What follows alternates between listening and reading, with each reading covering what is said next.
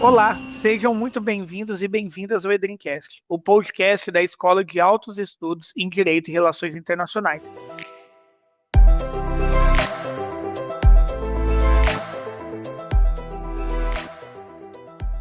Eu sou o Paulo Oliveira e mais uma vez eu estou aqui com a professora Renata Álvares Gaspar para a gente ter uma discussão de bastante propósito e aprofundada sobre um dos eixos mais relevantes e também menos compreendidos do direito das relações internacionais e que está diretamente ligado à inserção do Brasil no mundo, não só como o Brasil se relaciona com o mundo, mas como o mundo se relaciona com o Brasil. E hoje a gente vai discutir a interação entre o direito internacional e a política externa brasileira. Vivemos em um cenário internacional marcado por profundas transformações estruturais. De um lado, tensões geopolíticas, de outros, reorganização das cadeias globais, avanços tecnológicos e desafios transnacionais, como mudanças climáticas, governança global, a internet das coisas. O direito internacional, cada vez mais, e a gente vem discutindo isso ao longo dessa temporada, deixa de ser um conjunto de normas e passa a atuar como um instrumento de ação estratégica dos Estados. E nesse sentido, surge a pergunta que guia o nosso debate no dia de hoje. O direito internacional é um reflexo da política externa dos países ou a política externa é um reflexo e um instrumento de aplicação do direito internacional? Ou será que essas duas premissas são verdadeiras e ocupam o mesmo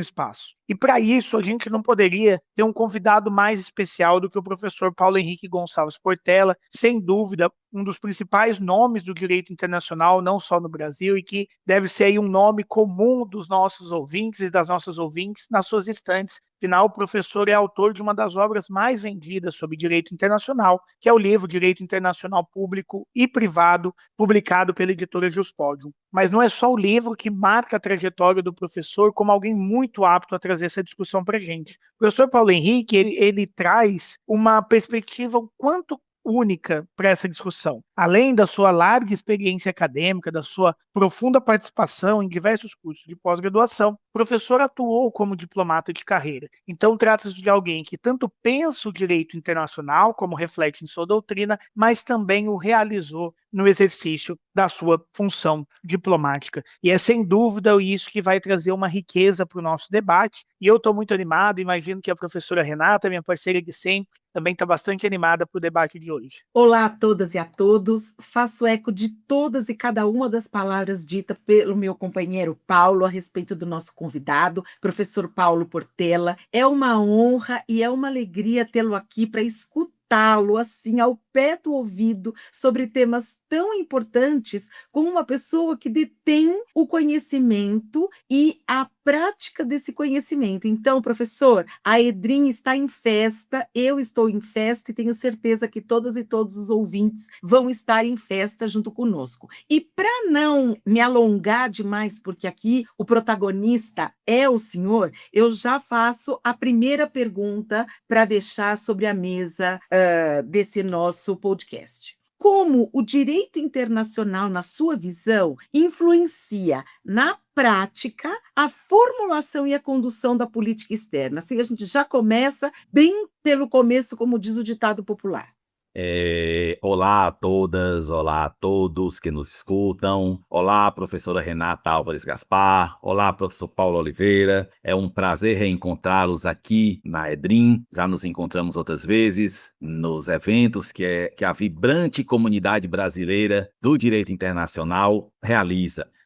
O esforço da construção de uma verdadeira escola brasileira de direito internacional passa por eventos, passa por encontros, passa por diversas interações e esta é mais uma delas. É uma grande alegria participar da construção dessa escola e participar deste ambiente em onde se pensa direito internacional, onde se pensam as relações internacionais, onde se constrói um pouco do pensamento do Brasil nessa matéria, que precisa ser um pensamento próprio. Nós somos um país por demais grande, por demais protagônico do ponto de vista geopolítico para sermos meros caudatários dos pensamentos de terceiros países. Nós temos uma projeção imensa no Atlântico Sul, nós quase chegamos ao Pacífico, é impossível pensar em América Latina sem pensar em Brasil, é impossível pensar em América sem pensar em Brasil, então é importante sim que nós construamos um pensamento próprio em direito internacional, que não sejamos meros, insisto, reflexos de pensamentos europeus, com os quais obviamente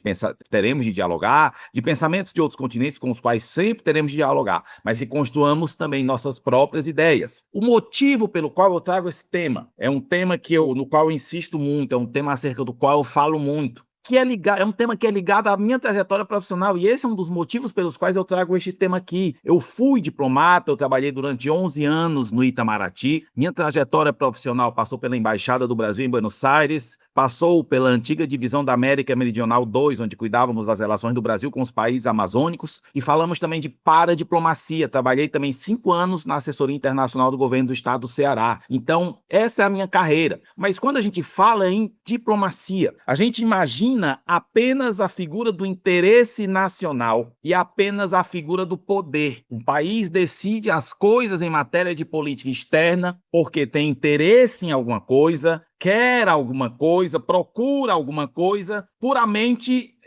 digamos, dos seus interesses, do chamado interesse público, daquilo que porventura o país considere como interesse público, seja lá o que isso for, sem considerar o direito. Sem considerar o direito internacional, como se a diplomacia, como se a política externa fosse uma área de mera política, mas não é bem assim. E como bem destacou já a professora Renata, já na sua primeira pergunta, como o direito internacional influencia na prática a formulação e a condução da política externa brasileira, há sim uma participação do direito internacional na orientação pela qual o Brasil deve agir em suas relações internacionais. E o Brasil, eu já antecipo antes de passar propriamente para a pergunta, o Brasil, embora tenha uma grande projeção geopolítica, não é uma potência militar. Tampouco é um país que é uma potência econômica, mas é um país que passa por momentos e momentos em sua economia. Portanto, o Brasil influencia em muito a sua ação externa com base no direito internacional. O Brasil orienta em muito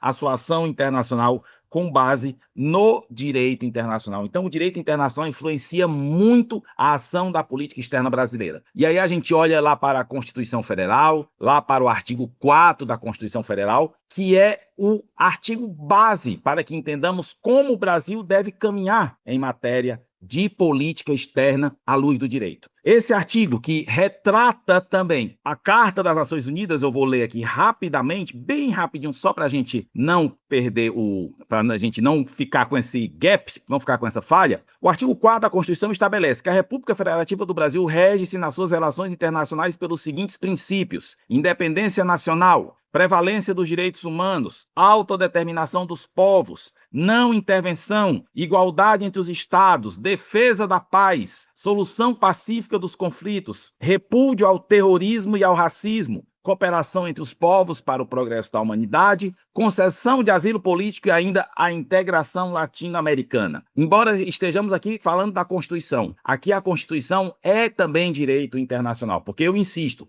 ela retrata os mesmos compromissos que o Brasil assumiu na Carta da ONU, como o compromisso de respeitar a soberania dos outros estados, o compromisso de não intervir indevidamente em outros estados, o compromisso com a paz, com a solução pacífica de controvérsias. Esses são os nossos compromissos na seara internacional. Como eles influenciam na prática a formulação e execução da política externa? Basta ler todos os discursos de posse dos ministros das Relações Exteriores no Brasil. Os discursos de posse de ministros das Relações Exteriores, eles são o reflexo do que vai ser feito durante o mandato, no exercício da atividade de formular e executar a política externa naquele momento em que aquele ministro estiver no poder. A gente cita aquele ministro com muita lamentação, porque o Brasil nunca teve uma ministra das Relações Exteriores. Espero que não demore muito a ter, porque temos cada vez mais mulheres no Itamaraty. Então, esses termos da Constituição e da Carta da ONU estão sempre presentes, porque o Brasil, seguidamente, pelo menos desde o Barão do Rio Branco, reafirma seu compromisso com a paz, seu compromisso com a solução pacífica das controvérsias,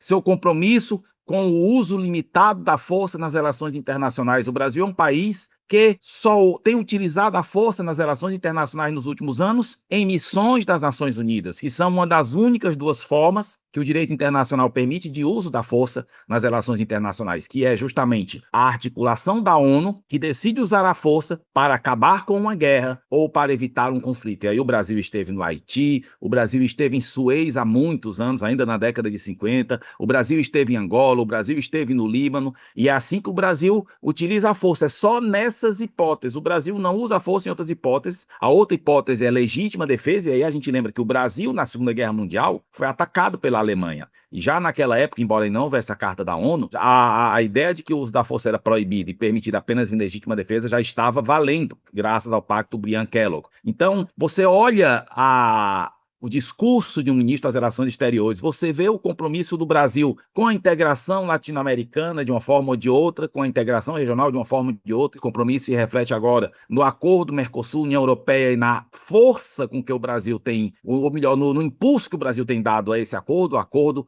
no momento em que este podcast é gravado, o acordo acabou de ser aprovado no Senado, depois de ser aprovado na Câmara, vai passar pela ratificação da presidência e já vai poder entrar provisoriamente em execução quando a Europa, quando a União Europeia o aprovar também, quando a Comissão Europeia o aprovar também, o acordo vai entrar em vigor provisoriamente. O Brasil sempre se posiciona também como um país que busca a cooperação internacional, e aí o Brasil está muito presente por meio das instituições como a Embrapa e o BNDES em outros continentes, com projetos de cooperação técnica, com projetos de emprestar dinheiro para obras públicas importantes para outros países. Aqui eu me lembro que recentemente a Embrapa abriu um escritório em Addis Ababa, na Etiópia. Eu me lembro das obras financiadas pelo BNDES em Cuba, na Venezuela e em vários outros países. E o Brasil, em relação à prevalência dos direitos humanos. E aqui eu encerro a minha fala nessa pergunta, que é muito complexa. E o Brasil tem também se destacado nos organismos internacionais por ser um país que cada vez mais se integra a esses organismos, cada vez mais se submete aos mecanismos que os organismos internacionais têm de proteção aos direitos humanos. O Brasil, nos últimos anos, reconheceu a competência contenciosa da Corte Interamericana de Direitos Humanos. Isso foi no final do século XX, começo do século XXI. O Brasil cada vez mais é objeto de decisões que influenciam os rumos não apenas da política externa brasileira, mas também do âmbito interno. Eu cito aqui como exemplo a criação das UMFs, Unidades de Monitoramento e Fiscalização das Decisões do Sistema Interamericano de Direitos Humanos, por meio das quais o Brasil implementa em cada tribunal, por meio de cada tribunal brasileiro, as decisões da Corte Interamericana de Direitos Humanos, as decisões da Comissão Interamericana de Direitos Humanos. O Brasil se destaca por ser um dos países onde o conceito de controle de convencionalidade é mais desenvolvido. Então vejam só como o direito internacional influencia a relação do Brasil com o mundo. Como o direito internacional, ao influenciar a relação do Brasil com o mundo, tem reflexos no próprio país. Isso é importante que se diga também. O direito internacional, ele tem uma aplicação interna. Quando o Brasil aceita cumprir os ODS, Objetivos de Desenvolvimento Sustentável, ele vai aplicar aquilo no próprio país. Então é interessante mostrar como o direito internacional ele vai dirigir não apenas a política externa, mas também a política interna. Há poucos dias aqui eu trabalho no Grupo de Monitoramento e Fiscalização do Sistema Carcerário e Socioeducativo do Tribunal de Justiça do Estado do Ceará, e eu vejo o quanto o Brasil, por exemplo, é cobrado para que cumpra decisões do Comitê contra a Tortura das Nações Unidas e como essas demandas chegam aos estados, chegam às unidades da federação. Então, o direito internacional ele molda muito mais do que se imagina. É importante que se diga isso, e aí eu encerro a minha fala realmente nessa primeira pergunta. O direito internacional ele molda a vida das pessoas muito mais do que a gente imagina. O que aparece é o ruim, né? O que aparece é a guerra, o que aparece é o conflito. Mas pouco aparece, por exemplo, a atitude do Brasil, sempre ponderada diante de violações à soberania que se assistem aí todos os dias na ordem internacional. Eu acho que esses momentos de conflito, ao contrário do que algumas camadas pensam que são momentos de se afastar do direito internacional, pelo contrário, eles me parecem os momentos em que o direito internacional sim mostra que há uma alternativa viável para a busca da paz. Mas, professor, muito interessante a forma com que o senhor trouxe essa influência, esse direcionamento do direito internacional e o direito internacional impactando vidas vidas de indivíduos, o que muitas vezes parece algo distante para quem não pratica o direito internacional. Mas isso me traz aqui um questionamento. A gente ouve possivelmente o nosso ouvinte, a nossa ouvinte já superou esse paradigma, mas um paradigma comum, e principalmente na agenda política de quem enfrenta o direito internacional, é de que os compromissos de direito internacional são válidos enquanto o Estado quiser. A grande premissa do voluntarismo, o Estado que decide até que ponto ele está ou não vinculado, e a gente sabe, principalmente pela prática, inclusive dos tribunais de direitos humanos, que o senhor citou, que essa premissa não se confirma mais. Mas por que eu trouxe essa introdução? Eu queria ouvir um pouco da sua perspectiva, como esses tratados, as organizações internacionais e os acordos regionais que um país é parte, nesse caso o Brasil, condicionam ou orientam as escolhas da política externa brasileira. A política externa, ela está efetivamente vinculada ou, aqui no caso, um ministro, ou muito possivelmente uma ministra, e assim a gente espera, faço eco às palavras do senhor, pode se desvincular desses compromissos sob a premissa de que são um mero voluntarismo? O direito internacional, ele, como disse uma vez um colega de uma universidade nacional, de uma universidade brasileira, ele é um direito honesto. Ele assume a sua vinculação com a política. Ele assume que ele, muitas vezes, é aplicado por condições políticas ou não. Em outras palavras, alguns países mais fortes, isso é a realidade, não estou dizendo que é certo, é a realidade, aplicam o direito internacional quando querem. Exemplo, Estados Unidos da América. E outros não. E é interessante a fala desse professor, porque ele diz que no direito interno é a mesma coisa, só que as pessoas não veem. Em outras palavras, como eu sempre digo, onde é que é mais fácil aplicar o direito penal, por exemplo? É num bairro nobre de São Paulo ou do Rio de Janeiro, ou num bairro dominado por uma facção criminosa, onde você vê a pichação, não entre, tire o capacete, baixe os vidros, apague os faróis, enfim. O direito internacional, ele tem essa ligação com a política. E aí a gente vê o que é o Brasil. O Brasil, como eu já falei, é um país geopoliticamente importante, é um país que não pode ser ignorado, é um país que há muitos anos não está sempre entre os 15 países mais ricos do mundo. Não se pode pensar em América Latina sem pensar em Brasil, por mais que um país observe a América do Sul e pense, eu só posso instalar uma embaixada, vou instalar na Venezuela, na Argentina. Vai ser cumulativa com o Brasil, mas o embaixador vai precisar vir ao Brasil muitas vezes. O Brasil não pode ser ignorado. E o Brasil tem uma força muito maior do que se imagina. Que o diga, por exemplo, em 2005, quando terminaram as negociações da ALCA, ou melhor, quando quase terminaram, as negociações não tiveram desfecho porque o Brasil não concordou. E os Estados Unidos, teoricamente, tinham toda a força para atropelar o Brasil e todo mundo e fazer a ALCA valer, e não foi esse o caso. Mas o Brasil tem as suas limitações. O Brasil não tem, como eu já falei, um poderio militar significativo para o seu tamanho. O Brasil tem uma economia pujante, mas que de vez em quando passa crises. Então, em alguns momentos, o Brasil não pode simplesmente dizer eu vou fazer isso apesar do tratado tal. Exemplos. Vamos supor que o Brasil decida investir em defesa. Passa a ser uma estratégia da política externa brasileira investir em defesa. Mas o Brasil não vai poder, nesse investimento, ter armas nucleares, porque o Brasil é signatário do Tratado de Não Proliferação Nuclear, TNP, é signatário do Tratado de Tlatelolco, não duvido nada que em breve seja signatário do TECAN também, e o Brasil não pode simplesmente, eu não quero mais esses tratados, isso vai ter um dano político terrível para o Brasil. O Brasil, portanto, é amarrado e por conta de um tratado não vai poder voltar atrás. Imagina a grita, professora Renata, professor Paulo, vocês todos e todos nos escutam. Imagine o Brasil anunciando que vai enriquecer urânio em cooperação com um país qualquer para produzir sua arma nuclear. Imagine o problema que nós íamos ter, fora que alguns países certamente iam ficar de olho na gente. Será que os Estados Unidos iam gostar da ideia? Aí o Brasil ia ficar amarrado aos tratados. O Brasil não pode sair. Imagine outra situação, que isso já aconteceu com a Venezuela, isso já aconteceu com o Peru. A Venezuela recentemente anunciou a possibilidade de sair do sistema interamericano de direitos humanos, né, de deixar a Corte Interamericana e etc. E imagina o Brasil tentando fazer isso. No caso, a Venezuela não deixou, porque a gente sabe o que aconteceu na Venezuela no início de fevereiro. Imagine agora o Brasil dizendo que vai deixar que retira a sua submissão à jurisdição obrigatória da Corte Interamericana de Direitos Humanos. O Brasil não pode fazer isso. O Brasil não pode simplesmente dar o murro na mesa e dizer que o Brasil está abandonando o desenvolvimento dos sistemas de proteção internacional dos direitos humanos, porque isso seria um dano de imagem muito grande para o Brasil. Brasil que já sofre com danos de imagem. Brasil que já viu as dificuldades que questões ambientais e de direitos humanos, por exemplo, significaram na negociação entre o Tratado Mercosul e a União Europeia. Portanto, o Brasil, em alguns momentos, aí volta aquele diálogo do direito internacional com a política. Em alguns momentos, o país está amarrado e não pode sair sem um custo muitíssimo alto. Aí, de resto, o Brasil é um país que, tradicionalmente, o Brasil é interessante, porque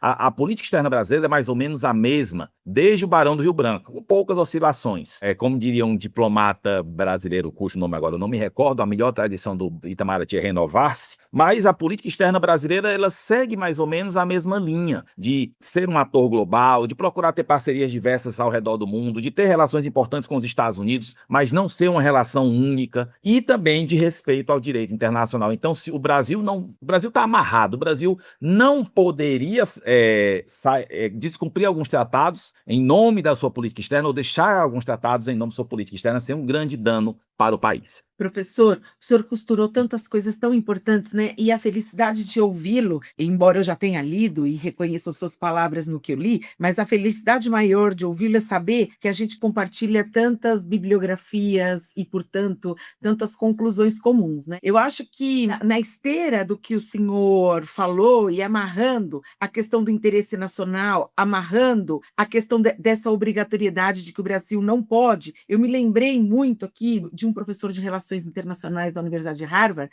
professor Andrew Harrell, que ele diz o seguinte, que a maior, muito resumidamente, né, e como todo resumo é grosseiro, mas ele diz assim, num artigo que ele escreveu, que uma das maiores maravilhas, né, foi a construção da proteção internacional dos direitos humanos, porque criou uma agenda obrigatoriamente positiva dos direitos humanos. Então, ele criou o que ele chamou de solidariedade coercitiva. Ele termina o texto dizendo que falta o passo para uma solidariedade real. E esse texto dele vai muito ao encontro disso que o senhor diz. O direito, ele é um sistema de constrangimento, né? E ele precisa ser de constrangimento porque vivemos conjuntamente. Ao contrário do que os liberais e ultraliberais pensam, a gente não consegue viver em total liberdade porque estamos juntos. Ponto, parágrafo. Para gosto ou desgosto, a proximidade tem que constranger, porque todas as liberdades não podem se fazer valer no mesmo espaço. E aí, pensando no grande dilema sempre constante que o direito internacional,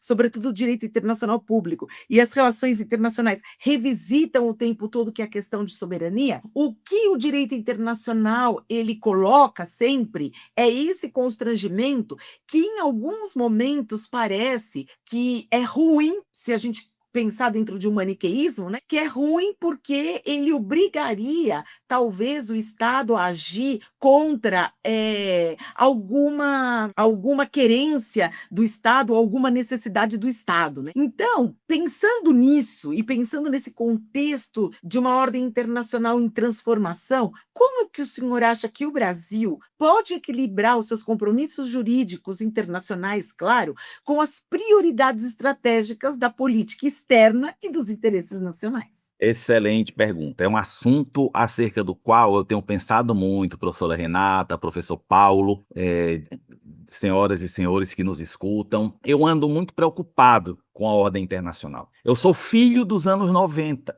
onde, por alguma razão, provavelmente uma ilusão, provavelmente aquilo que nós chamamos no inglês de wishful thinking, a gente achou que estava entrando numa era de paz, né? Caiu o Muro de Berlim, os Estados Unidos venceram a Guerra Fria, o regime era o liberal, a democracia era uma unanimidade, a economia de mercado era outra, e o mundo entrava numa era de paz, agora era só fazer uns ajustes, e aí vieram as grandes conferências, me lembro muito do embaixador Lindgren Alves, a década das grandes conferências, Eco 92, Viena 93 e por aí vai, e se acreditava que a gente estava numa era de paz, inclusive na América Latina, e eu digo mais da minha época de Itamaraty, isso era discurso oficial, não só no Brasil, mas nos países vizinhos, o discurso que estávamos numa era de paz e de progresso certos, nada ia mudar isso se refletiu lá naquele dito de Fukuyama, né, de Francis Fukuyama, do fim da história, mas enfim, isso foi incorporado na política externa. Eu fui formado como diplomata nessa época, não tem jeito. Era um mundo de esperança que está, desde o 11 de setembro, esse mundo foi se desarmando e a coisa está pior do que nunca. Nós hoje vivemos num mundo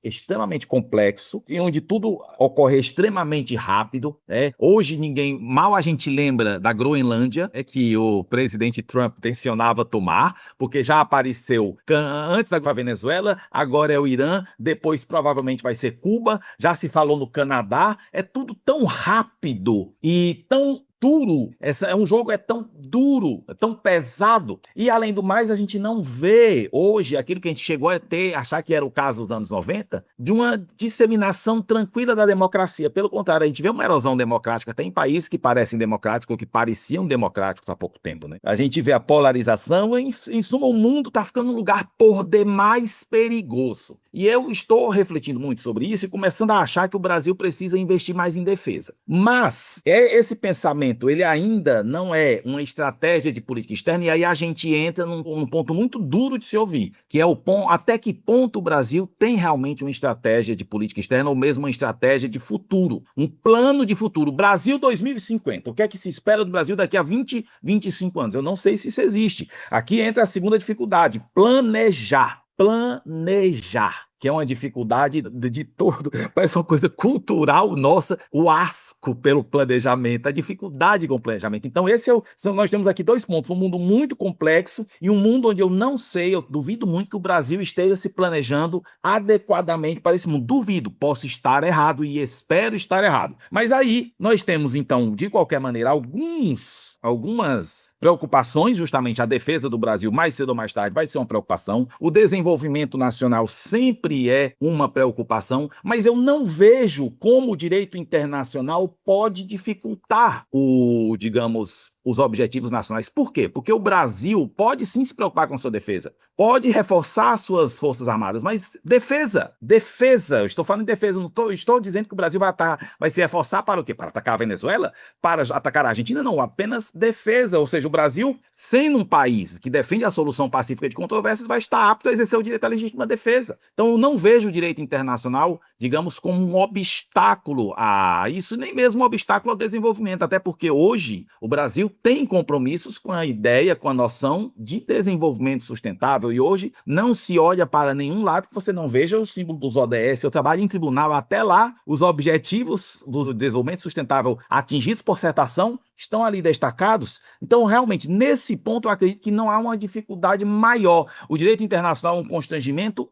Concordo inteiramente que o direito internacional limita alguns compromissos do Brasil, mas eu não vejo isso. Eu vejo que dentro do marco normativo do direito internacional, a gente pode fazer muita coisa respeitando a jornada de trabalho das pessoas, ou seja, respeitando no fundo o direito internacional do trabalho, respeitando o direito internacional do meio ambiente e respeitando outros aspectos do direito. E aqui o Brasil tem um grande desafio. O desafio, diria eu também penso muito nisso, de ser China sem ser China. Como assim? A gente sabe que a China se desenvolveu muito num quadro de precariedade do direito do trabalho e do direito ambiental. O Brasil não tem como voltar atrás, e aí entra o papel constrangedor do direito, mas eu acredito que mesmo num quadro em que se respeite o direito internacional do trabalho, se respeite a jornada de trabalho, se respeite a proibição de certos trabalhos, o Brasil ainda assim pode ser competitivo. O Brasil tem uma escala incrível na sua economia, em tudo que produz. O Brasil pode ser competitivo, não vai precisar ninguém trabalhar 16 horas para que o Brasil seja mais competitivo e por aí vai. Eu não vejo o Brasil, eu vejo que o Brasil há alguns desafios ainda, por exemplo, no agronegócio em relação ao meio ambiente, mas já há uma preocupação em relação a isso. Conversava muito no ano passado com a professora Carol Merida, lá do Rio Verde, em Goiás, e ela falava muito de como há todo um esforço no sentido de equilibrar os compromissos ambientais e o agronegócio. Eu acho que o Brasil, inclusive, tem uma oportunidade única de ser um grande exemplo para o mundo de como se desenvolver dentro dos constrangimentos do direito, que o Brasil já tem bastante bem incorporados, e basta agora acabar com esse mito de que o meio ambiente, por exemplo, trabalho e desenvolvimento. Eu me lembro de uma carta que a Câmara Americana de Comércio mandou para os presidenciáveis na eleição de 2022. que a Câmara Americana de Comércio não mais aceitava a ideia de que comércio e desenvolvimento e meio ambiente eram opostos, que desenvolvimento e meio ambiente eram opostos. Ou seja, até os países mais desenvolvidos já estão exigindo isso da gente. Os Estados Unidos estão exigindo isso da gente. Então, eu acho que o Brasil pode sim ter um espaço muito grande, até porque aqui no Brasil há uma comunidade acadêmica imensa que pressiona. Nós pressionamos. Eu me lembro, a última história, eu prometo nesse momento, quando o então ministro da Justiça, Sérgio Moro, editou a portaria 666, regulando alguns artigos da Lei de Migração, e muitos professores, junto com a PG, Procuradoria-Geral da República, a Defensoria Pública da União, foram em cima, e ele revogou aquela portaria, cujo número já explica tudo, e colocou uma portaria mais mitigada em relação à regulamentação da Lei de Migração. Então é isso. O Brasil tem forças que podem pressionar para que o país caminhe dentro de certos parâmetros de razoabilidade.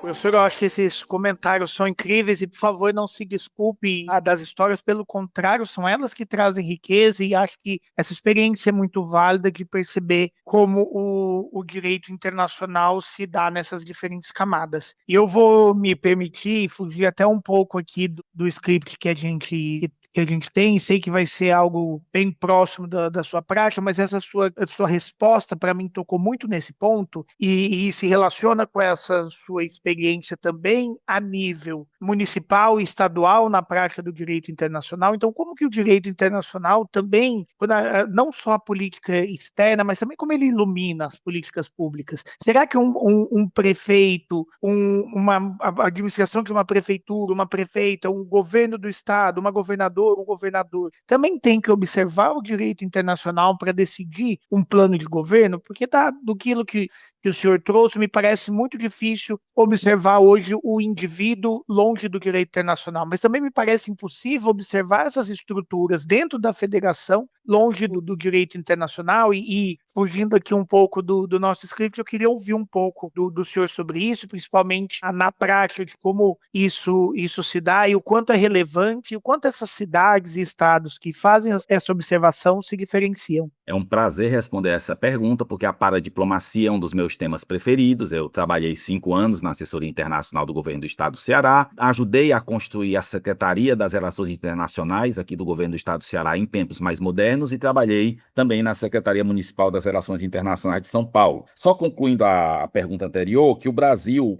de vez em quando surge essa especulação, quem é mais democrático, é o Brasil ou os Estados Unidos? O Brasil tem freios muito mais interessantes do que a gente imagina. Até vendo o que está acontecendo nos Estados Unidos, nós temos uma imprensa que não para, uma imprensa incansável. Nós temos uma vida acadêmica pujante e também incansável na defesa de certos valores. Nós temos o judiciário funcionando, com erros e falhas dirão alguns, mas o judiciário está funcionando. Então, nós temos instituições que contribuem como biombos para impedir os abusos, que colocam na prática os constrangimentos que o direito internacional implica. E aqui eu gosto sempre de repetir essa frase, que essa evolução está chegando muito forte no judiciário, com a ideia de controle de convencionalidade. E eu nunca me esqueço de uma frase que foi dita numa reunião do CNJ, Conselho Nacional de Justiça, do qual eu participei, pelo desembargador Lanfred, que atualmente é juiz auxiliar da presidência do CNJ, e que reflete muito bem a ideia de um amigo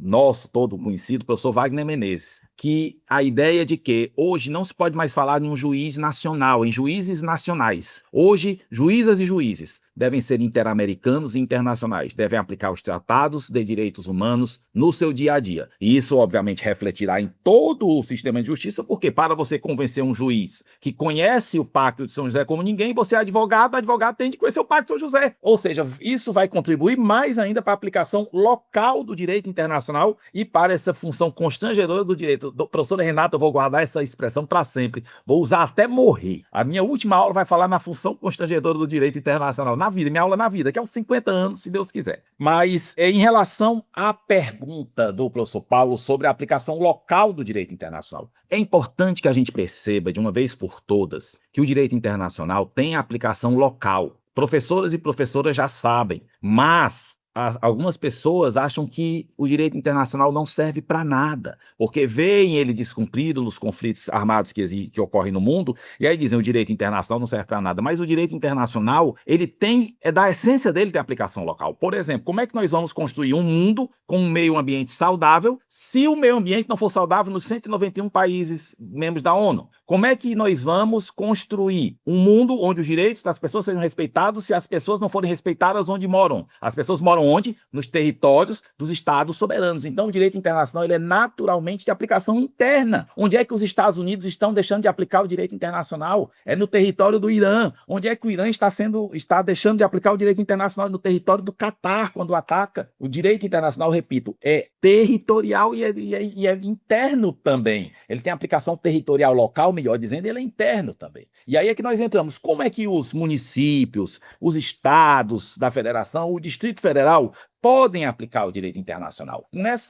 Essa resposta é muito fácil de dar quando a gente fala, por exemplo, dos ODS, dos Objetivos de Desenvolvimento Sustentável da ONU. Ali você vê educação, parâmetros mínimos em educação, saúde, habitação, transporte, infraestrutura, segurança, recursos hídricos, meio ambiente. Aquilo ali é uma verdadeira pauta de política pública. Dá para fazer um programa de governo a partir dos Objetivos do Desenvolvimento Sustentável. Eu vejo muito, por exemplo, como o direito internacional pode, portanto, ser objeto e já tem sido de políticas públicas locais. Quando eu trabalhava na Secretaria Municipal das Relações Internacionais de São Paulo, eu me lembro da virada ODS, que é o evento que eles usavam todos os anos para justamente difundir os objetivos do desenvolvimento sustentável. Eu me lembro como aqueles ODS inspiravam o trabalho da secretária, que ainda está no cargo, a secretária Ângela Gandra, na hora de organizar, na hora de atrair um projeto de cooperação com um país para melhorar o transporte de São Paulo, para melhorar o meio ambiente de São Paulo, para melhorar o trânsito de São Paulo. É o direito internacional nas ruas de nosso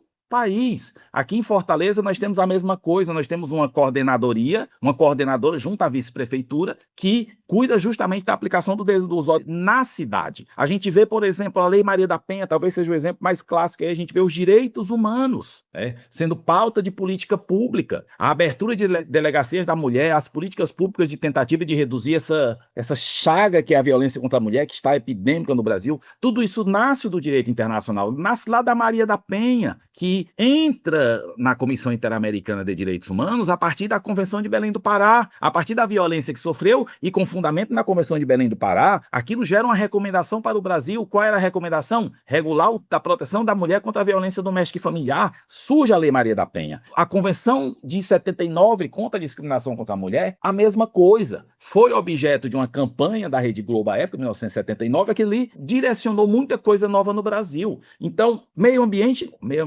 políticas de trabalho, na execução penal onde eu trabalho, direito internacional, não tem uma decisão da Corregedoria de Presídios aqui em Fortaleza que não sai com base nas regras de Mandela. Não existe.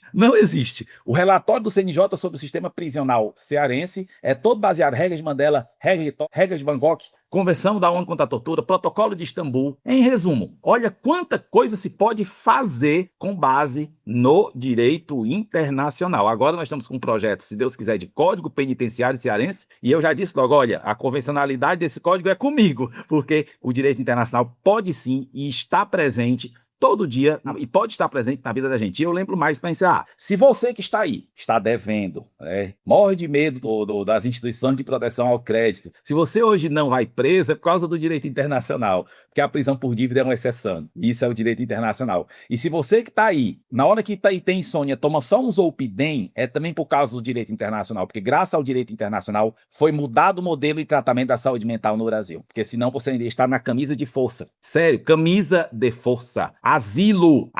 E quem foi a um asilo, como eu fui a um manicômio, que graças a Deus fechou, e nós fechamos graças ao direito internacional aqui no Ceará, sabe que aquilo é o inferno. Hoje você não vai mais para o inferno, você toma só um Zolpidem, cuidado que vicia, tá? Não, fale com o seu médico, mas é graças ao direito internacional. Enfim, é isso. Professor, que quantas informações, quantas reflexões importantíssimas o senhor tem a capacidade de trazer em tão pouco tempo. Como é importante, eu sempre penso nisso também, pensando à luz do direito internacional privado. Eu, inclusive, tive a oportunidade de escrever, numa oportunidade, um artigo sobre a Convenção de Compra e Venda Internacional de Mercadorias, né? Que uma das conclusões é de como é importante o juiz nacional, a intervenção dele como ator da concretização da governança global, ou seja, quando ele aplica o direito internacional, ele é um ator que concretiza a governança global. Então, é ali que acontece. Eu fico tão emocionada de escutar o senhor, porque a gente vai se comunicando por tantas estradas, por tantos caminhos, alguns bucólicos, outros mais largos, né? Mas o importante é que ele se comunica. E, então, já pensando em todas essas questões, e em termos também de desafio, né? Porque quando a gente trabalha com direito, quando a gente pensa o direito, seja qual área do direito for, no nosso caso em especial, o direito internacional e as relações internacionais, a gente não consegue formular um pensamento crítico se a gente não fizer a partir dos desafios, né? Inclusive, eu ouso dizer que a gente só consegue ver oportunidades se a gente é capaz de olhar para os desafios intrínsecos da área específica. E aí, pensando desde essa perspectiva, no seu sentir hoje, olhando tudo como está, que não está fácil observar a realidade, né? Quais seriam os principais desafios e oportunidades para o Brasil ao utilizar o direito internacional como um instrumento de projeção da sua política externa no cenário global? Antes de responder a pergunta, queria cumprimentá-la, professora Renata, pelo seu trabalho em prol do direito internacional privado. Nós precisamos falar cada vez mais de direito internacional privado e é muito benfazejo saber que há um projeto de uma lei geral de direito internacional privado em discussão. Esse projeto é para ontem, não, é para antes de ontem. A gente ainda está com uma lei de 1942, bastante modesta para a complexidade do país. E é importante a gente falar de direito internacional privado. A gente sabe que há faculdades no Brasil onde o direito internacional público é cadeira optativa e onde o direito internacional privado nem existe. Então é hora de falarmos muito de direito internacional privado. Em breve vamos falar ainda mais quando essa lei for aprovada. Eu aproveito também ao professor Paulo, que é o homem do direito do mar. Assim, me causa às vezes espécie como um país litorâneo como o Brasil estuda tão pouco o direito do mar. O direito do mar é outro ramo do direito internacional que precisa ser estudado para ontem, porque o Brasil tem um litoral imenso, nossa Amazônia Azul, a nossa margem equatorial, é tanta coisa em pauta. É a defesa dos nossos oceanos, a pesca, os oceanos são fonte de alimento, fonte de biodiversidade, auxiliam no meio ambiente, são fonte de renda. Eu moro no Nordeste, são muitas as nossas praias e são muitos os desafios. E aí é que entra o primeiro desafio que eu digo para o próprio direito internacional no Brasil, é que ele se faça mais conhecido, que a gente fale mais sobre direito internacional, que existam mais iniciativas como a da EDRIM, que a gente possa, entre aspas, vender melhor o nosso produto, mostrar o que o direito internacional pode fazer pela sociedade, mostrar a sua importância, mostrar que ele não importa só ao Trump, só ao Putin, só ao Netanyahu, só a quem quer que seja, ao Xi Jinping, não importa. Temos de mostrar que o direito internacional é algo aqui para as nossas vidas e é algo que pode direcionar o Brasil. Indo diretamente para a pergunta, estou olhando aqui a pergunta de novo, quais são hoje os principais desafios e oportunidades para o Brasil ao utilizar o direito internacional como instrumento de projeção de sua política externa no cenário global? Eu vejo que o momento é muito oportuno para o Brasil. Nós temos, no momento em que esse podcast é gravado, um presidente que gosta de política externa, que gosta de política internacional. Não são todos que são assim, mas a gente precisa falar disso porque no Brasil a diplomacia presidencial é forte, então o perfil do chefe de Estado é muito influente nesse sentido. O Brasil tem uma oportunidade imensa para se mostrar como interlocutor confiável. E como essa confiabilidade se constrói? Quando o Brasil, ao utilizar o direito internacional, se mostra vinculado a referências estáveis, a referências claras, a referências escritas, quando o Brasil se torna previsível. E aí o Brasil, com isso, trazendo na sua ação externa o compromisso com o direito internacional, o Brasil vai se tornar um ator extremamente confiável num momento em que a maioria, países importantes, fazem política externa como se fosse um show de entretenimento. né? Isso aqui não é nenhuma ironia. Parece, em certos momentos, um show de entretenimento. Momento em que a Europa está calada. A Europa está calada no conflito Irã, Estados Unidos e Israel. O Brasil tem uma oportunidade imensa de ser um país que, não tendo pretensões hegemônicas e sendo um país que orienta sua política externa de acordo com o direito internacional, o Brasil tem um momento extremamente oportuno para se destacar como ator internacional confiável. Desafios há sim para o Brasil. O Brasil, por outro lado, ainda sofre uma certa desconfiança em alguns lugares, porque o Brasil por não ter uma estrutura de defesa muito à altura do seu território e da sua importância, e por alguns problemas econômicos, o Brasil é muitas vezes visto como um país que só tem fala, que só tem argumento, e não como um país que pode, na hora necessária, ajudar, que pode, numa eventual missão de paz da ONU, colocar um grande contingente armado, ou que pode ajudar em grandes projetos de cooperação técnica, que são os nossos limites, limites orçamentários, limites financeiros, os inúmeros desafios que o Brasil tem. Esse é o maior desafio, é o Brasil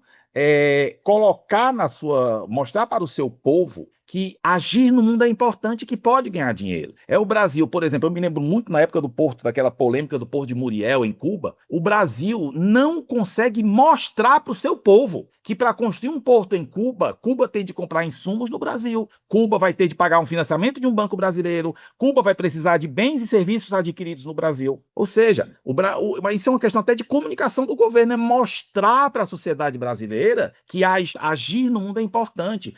Porque o Brasil tem não sei quantas embaixadas e essas embaixadas são inúteis. Para que o Brasil quer uma embaixada na Argélia, no Irã, no Egito? O Brasil precisa dessas embaixadas porque esses países podem significar negócios para o Brasil, esses países podem ajudar o Brasil a ter ainda mais destaque na organização internacional com seus votos, para que o Brasil tenha cargos na ONU, cargos em organizações internacionais, mas é necessário, insisto, esse é o grande desafio, mostrar para o povo brasileiro que política externa não é perfumaria, é uma política alinhada à própria Constituição. Estabelece que o Estado brasileiro existe para o bem de todos. Então, é isso. É um desafio muito simples também, um desafio interno. É quase que uma Secretaria de Comunicação do governo. É colocar a Secretaria de Comunicação do governo nas mãos de 5 internacionalistas, que a gente resolve isso aí de toque de caixa. Maravilha, professor. Eu acho bem interessante pensar nessa perspectiva também do comunicar, né, a construção. E de alguma maneira, é muito interessante como várias das falas do senhor foram transversais com outros episódios que a gente teve, né? A gente teve um episódio nessa temporada também falando de comunicação e ciência para não cientistas e o direito internacional como uma ciência. Mas para fechar, como sempre, eu acho que a gente sai daqui muito enriquecido. Eu acho que esse diálogo foi transformador, ouvir essa perspectiva prática. E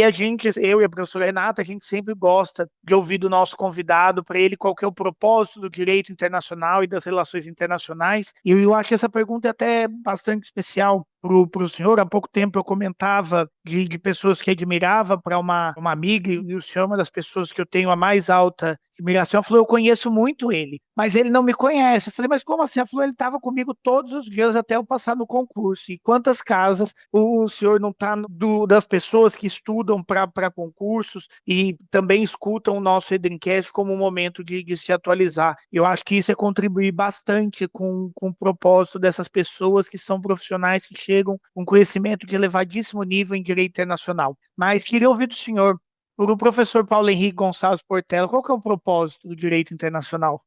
O direito internacional é um ramo do direito, né? Isso parece óbvio, mas não é óbvio quando a gente vê o direito sendo descumprido e as pessoas dizem que não existe. Mas eu fui aluno de Teoria Geral do Direito de um grande professor já falecido, professor Arnaldo Vasconcelos, foi doutor em Direito pelo UFRJ, e ele dizia sempre do direito como um dever ser. E aí eu completo, o direito estabelece como a vida deve ser para que a sociedade não apenas seja possível, para que o convívio social seja possível, mas também para que o convívio social seja possível dentro de determinados parâmetros que permitam que essa vida seja justa e digna para todos. Então, o direito internacional, ele é esse referencial, ele serve como esse referencial de uma vida que pode ser melhor para todos e todas as pessoas no mundo inteiro. Eu vejo o direito como algo que necessariamente toca as pessoas. O direito serve para a construção da justiça, para a proteção e a promoção da dignidade humana, para proteger os mais vulneráveis, para limitar o poder, e para tudo isso também serve o direito internacional, para tocar na prática a vida das pessoas e evitar que as pessoas façam bobagem, que as pessoas façam besteira, porque o poder sempre, nunca pode se esquecer disso, o poder deve ser limitado. Do mesmo modo que um presidente brasileiro quis cancelar o visto de um jornalista inglês, o outro quis cancelar o visto de um jornalista americano. Então, quem é que entrou no meio para regular esse meio de campo foi o direito internacional. O direito internacional também serve para evitar abuso. Então, vejo o direito como isso, como essa referência em matéria de ética, em matéria de paz, em matéria de vida digna para todas as pessoas. Eu me lembro muito da fala do professor Wagner Menezes, resgatando isso logo depois dos ataques dos Estados Unidos ao Iraque, aliás, dos vários ataques. Os Estados Unidos esse ano atacaram muita gente. E o direito internacional serve para isso. E eu tenho visto como o direito internacional tem mudado vidas. A professora Renata, como mulher, sabe muito bem do papel que o direito internacional teve ali em 1979 para começar a mudar algumas coisas em relação à situação da mulher no Brasil. Porque até 1970, na Constituição anterior, nem a igualdade entre mulher e homem era reconhecida. Então, veio a Convenção de 79 e começou a mudar as coisas. Eu me lembro muito bem na época que se julgava, havia a questão do Doca Street, que havia matado a namorada Angela Diniz e foi absolvido no primeiro júri